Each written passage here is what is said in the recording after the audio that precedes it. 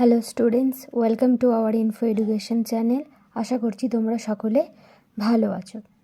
আজকের ভিডিওটায় আমরা আলোচনা করব ক্লাস 7 সায়েন্স মানে পরিবেশের সাজেশন নিয়ে, যেখানে তোমাদের ফিজিক্যাল সায়েন্স এবং লাইফ সায়েন্স দুটোরই আমি সাজেশন দিয়েছি। তো এখানে তোমাদের শুধু 2 নাম্বারের, তোমাদের সর্বোচ্চ মান থাকবে 2 নাম্বার, এই 2 নাম্বারেরই সাজেশান দিয়েছি। এছাড়াও তোমাদের ক্লাস 7-এর ইতিহাস ভূগোল দুটোরই হলো যে সাজেশান দিয়ে দেওয়া হয়েছে, লিঙ্ক আমি ডেসক্রিপশনে দিয়ে দেবো, অবশ্যই তোমরা গিয়ে দেখে নেবে।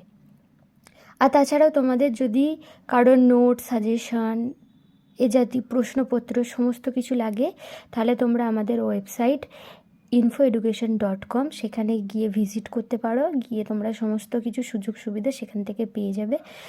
ওটারও লিঙ্ক আমি ডেসক্রিপশানে দিয়ে দেবো। চলো তাহলে এবার মূল ভিডিওটা শুরু করা যাক। তো এখানে তোমাদের 2 নাম্বারের সর্বোচ্চ মান 2 নাম্বার বললাম। তো ফার্স্ট আমরা ফিজিক্যাল সায়েন্সের সাজেশান নিয়ে আলোচনা করব। এখানে তোমাদের থাকবে 2 নাম্বারের একটা, তোমাদের সমতা বিধান করতে বলবে। সমতা বিধান করতে দেখো আমি এখানে কতগুলো, মোট 10টা সমতা বিধানের দিয়েছি।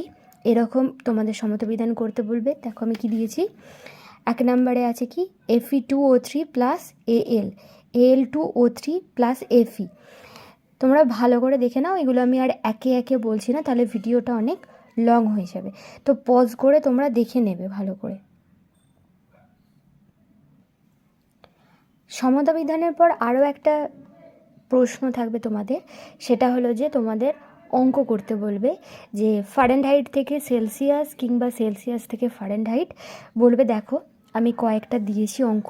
2 দাগের 1-এ 50 ডিগ্রি সেলসিয়াস সমান কত ডিগ্রি ফারেনহাইট। 2 নম্বরে ক্লিনিক্যাল থার্মোমিটারের সাহায্যে কোনো ছাত্রের জ্বর মেপে দেখা গেল 104 ডিগ্রি ফারেনহাইট, সেলসিয়াস স্কেলে এই তাপমাত্রার মান কত। 3 নম্বর 0 ডিগ্রি সেলসিয়াস এবং 0 ডিগ্রি ফারেনহাইটের মধ্যে কোনটি ছোট।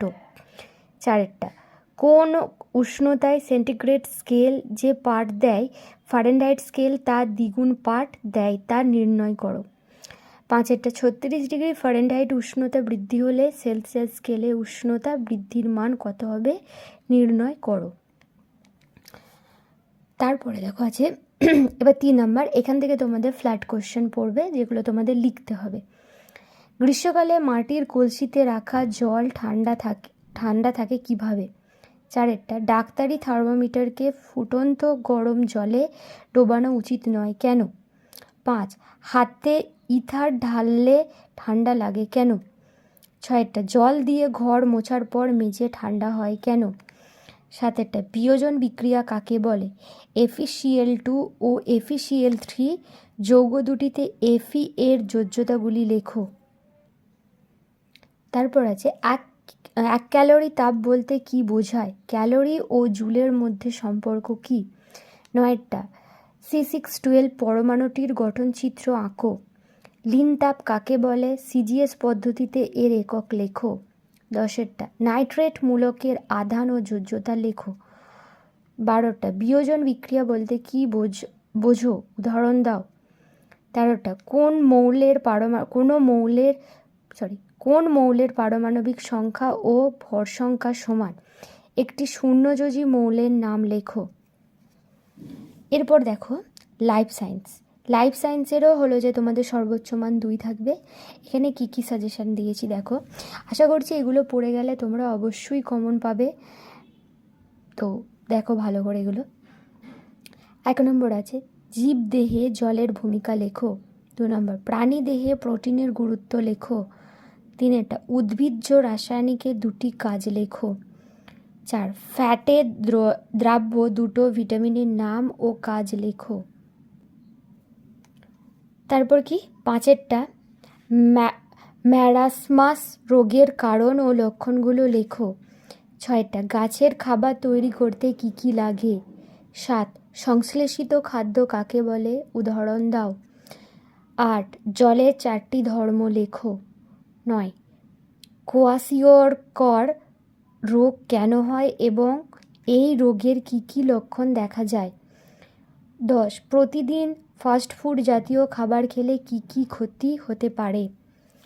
11টা, মানুষের ওজন বেড়ে যাওয়ার ফলে কি কি সমস্যা হতে পারে? 12. মানবদেহে লিপিডের ভূমিকা লেখো। 13. মানবদেহে ফটো কেমিক্যালসের ভূমিকা লেখো। 14. তোমাদের দেহে কোন কোন উপায়ে জল বেরিয়ে যায় ব্যাখ্যা করো। ভিডিওটা এই পর্যন্তই। এই ভিডিওটা তোমাদের ভালো লেগে থাকলে লাইক করবে, বন্ধুদের সাথে শেয়ার করবে এবং চ্যানেলে নতুন হয়ে থাকলে অবশ্যই সাবস্ক্রাইব করতে ভুলবে না।